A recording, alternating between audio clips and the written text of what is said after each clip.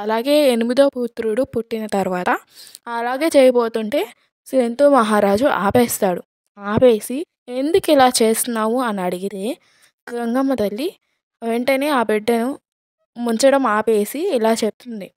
పూర్వంలో 8 వాసులు ఉండేవారు. వాళ్ళనే మనం ఎలిమెంటల్ గాడ్స్ అని కూడా అంటాం. అయితే ఈ 8 వాసులు వాళ్ళ భార్యలతో భూమి మీదకి పర్యటన కోసం వస్తారు. ట్రిప్ కోసం వస్తారు. ఈ 8 వాసులు పర్యటన కోసం తిరుగుతూ ఉంటే వాళ్ళ భార్యలతో వీళ్ళకి ఋషి వశిష్ఠుడు ఆవు కనిపిస్తుంది. ఈ ఆవుని చూడగానే వాళ్ళు ఎలాగైనా ప్లాన్ చేసి దొంగతనం చేయాలి అని అనుకుంటారు. ఈ 8 వాసువులో ఒకరు దువ్వ అని ఉంటారు. 8వ వాడు దువ్వ. ఈ దువ్వ అనే ఈయన చేసిన ప్లాన్ ప్రకారం అందరం కలిసి దొంగతనం చేయాలి అని అనుకుంటారు.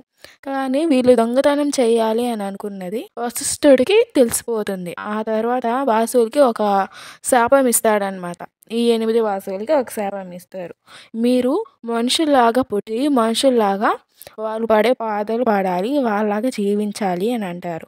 ఈ 8 వాసువులు ఋషి వశిష్ఠుడిని చాలా రిక్వెస్ట్ చేస్తారనమాట. ఆ తర్వాత ఏం జరిగిందో తెలుసుకోవాలంటే కింద లింక్ని క్లిక్ చేసి చూసేయండి. Don't forget to like, share, comment and subscribe.